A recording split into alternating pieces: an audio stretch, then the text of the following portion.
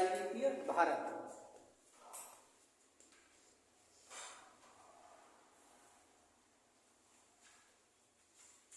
प्रायद्वीपीय डाल दिया। चलिए अब देखो, सबसे पहले जरा समझ लो, उसके बाद आगे करना। ठीक है, ऐसे कितने बच्चे जो पहली बार क्लास ले रहे थे, ये मेरी वाली में आप लोग ले चुके क्लास को। चलिए देखो, सबसे पहले मैं आपको समझा दूं, यानी कि अब तक जो हमने पढ़ा, पिछली क्लासों में हमने पढ़ा था, वो पढ़ा था हमने हिमालय। ठीक है, हिमालय हमने पढ़ा था आपको। हिमालय निर्माण प्रक्रिया के आधार पर कितने भागों में बटा हुआ है? 4 भाग। कौन सा? ट्रांस हिमालय, महान हिमालय और लघु हिमालय और शिवालिक। कंप्लीट हो गया पूरा का पूरा। अब हम बात करते हैं इसकी, आपके भारत की प्रमुख पर्वतीय श्रेणियां। ठीक है, यानी कि इनकी बात करेंगे, यानी कि जितनी भी भारत में पर्वत श्रेणियां पाई जाती है उनके बारे में बात करेंगे। सबसे पहले बात करेंगे, ये आपकी रेड कलर की दिखाई दे रही है, ये है आपकी कौन सी? अरावली। कौन सी? अरावली पर्वत श्रेणी। ठीक है, जो कहां पर फैली हुई है? राजस्थान में। जब हम आपको डीप तरह से पढ़ाएंगे तो ये शुरू कहां से होती है? गुजरात से शुरू होती है और दिल्ली तक जाती है। कहां तक जाती है? दिल्ली तक जाती है। ठीक है, इसके बाद हम बात करते हैं, ये अरावली पर्वत श्रेणी पढ़ने के बाद अरावली से थोड़ा सा इधर आएगा नीचे, तो यहाँ पर एक पर्वत श्रेणी दिखाई देगी आपको, जिसका नाम होगा क्या? आपकी विंध्यन पर्वत श्रेणी। क्या नाम होगा? विंध्यन पर्वत श्रेणी। ठीक है, विंध्यन पर्वत श्रेणी। ठीक है, अच्छा, विंध्यन के जस्ट नीचे एक पर्वत श्रेणी जिसे बोलते हैं कौन सी? सतपुड़ा। कौन सी? सतपुड़ा पर्वत श्रेणी। सतपुड़ा पर्वत श्रेणी को 3 प्रकार से जानते हैं। कितने प्रकार से जानते हैं? 3 प्रकार से जानते हैं। कौन से? नंबर 1 देखिएगा, पहले वाले भाग को जानते हैं सतपुड़ा, दूसरे वाले को कहते हैं आपके महादेव और तीसरे वाले को कहते हैं मेघा। ठीक है, याद रखना, सतपुड़ा पर्वत श्रेणी की ये क्या है? पूरी की पूरी एक श्रृंखला है जो 3 भागों में बनी हुई है। पहली सतपुड़ा, दूसरी आपकी महादेव और तीसरी आपकी मेघा। ठीक है, चलिए अब हम बात करते हैं, अगर हम दक्षिण भारत की ओर बढ़ेंगे तो आपको इधर की ओर ये दिखाई देगी, एक रेड कलर की आपको एक पट्टी सी दिखाई दे रही है। ये कौन सी है आपकी? ये है आपकी पश्चिमी घाट की पहाड़ियां, या इन्हें बोलते हैं पश्चिमी सह्याद्री। क्या बोलते हैं? पश्चिमी घाट की पहाड़ियां या पश्चिमी सह्याद्री। इनका निर्माण कैसे हुआ था ये मैंने आपको बता दिया था कि जब हमारे भारत का प्रायद्वीपीय हिस्सा अफ्रीका से जब टूट करके अलग हुआ था तो एक प्रकार की क्या बन गई थी? इस प्रकार की एक श्रृंखला सी बन गई थी। ठीक है, जब इसका अपक्षय होने लगा, अपघटन होने लगा, तो ये किसमें बदल गई?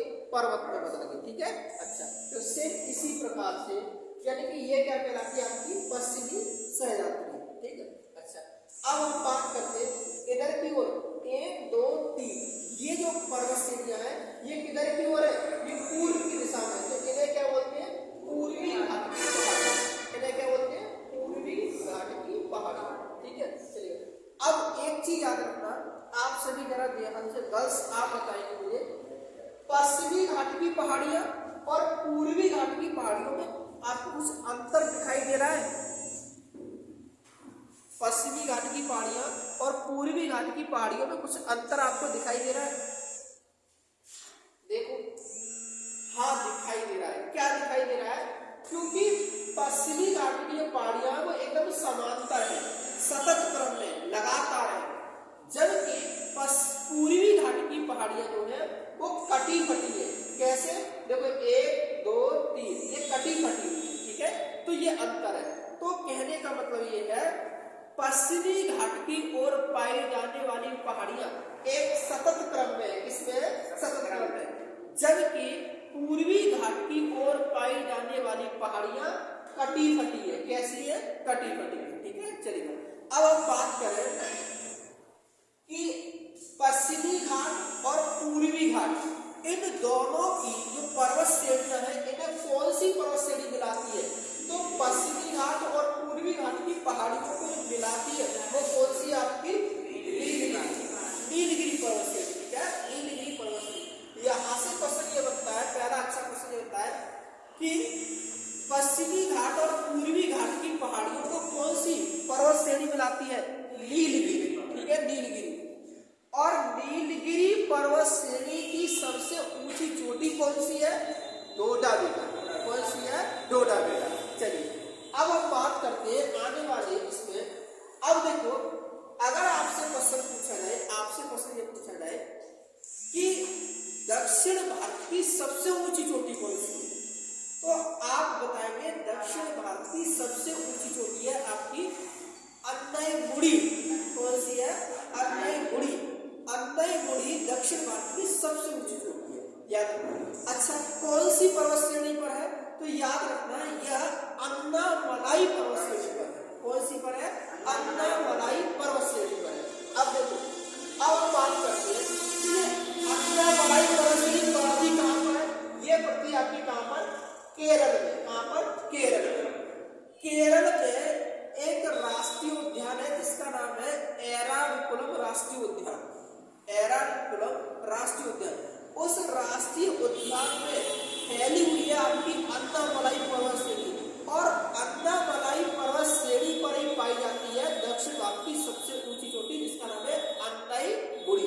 क्लियर है? चलिए अब देखो, आपने देखा होगा कि ये रेड कलर की जो आपकी पहाड़ी है ये नीचे तक फैली हुई है। कैसे फैली हुई है? नीचे तक फैली हुई है। तो ये नीचे तक फैली हुई है, तो ये नीचे तक इन्हें यानी कि नीलगिरी पर्वत श्रेणी के बाद जो पहाड़ियां नीचे फैली हुई है पश्चिमी घाट के समानांतर, उन्हें अलग नाम से जानते हैं। क्या?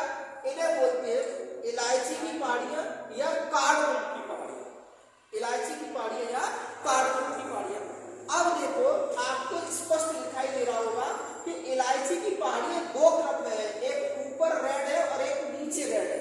ठीक है, अब नीचे वाली जो है ना, इस पहाड़ी को अगर पूरी की बात करेंगे, पूरी रेंज की बात करेंगे, तो ये कहलाएगी इलायची की पहाड़ियां या कार्डमम की पहाड़ियां। और सबसे दक्षिणतम की बात करेंगे तो ये कहलाएगी आपकी नागरकोयल।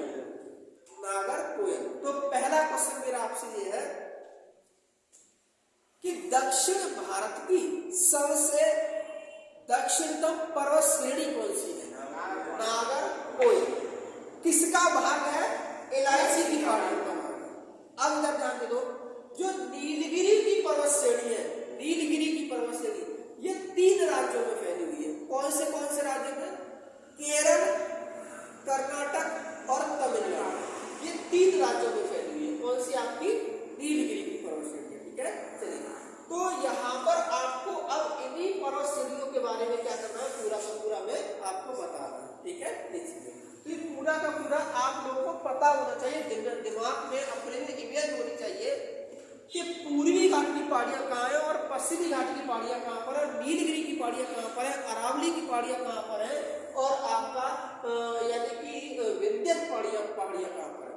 अगर आपसे क्वेश्चन पूछा जाए, क्वेश्चन पूछा जाता है कि भारत में ऐसी कौन सी पर्वत श्रेणी है जो जल विभाजक का कार्य करती है, तो जल विभाजक का कार्य कौन सी करती है? आपकी विंध्य पर्वत श्रेणी जल विभाजक का कार्य करती है। कैसे करती है? वो इस तरह से करती है कि यानी कि जो आपकी विंध्य पर्वत श्रेणी है इसके उत्तर में जो नदियां हैं वो अक्सर किधर गिरेंगी?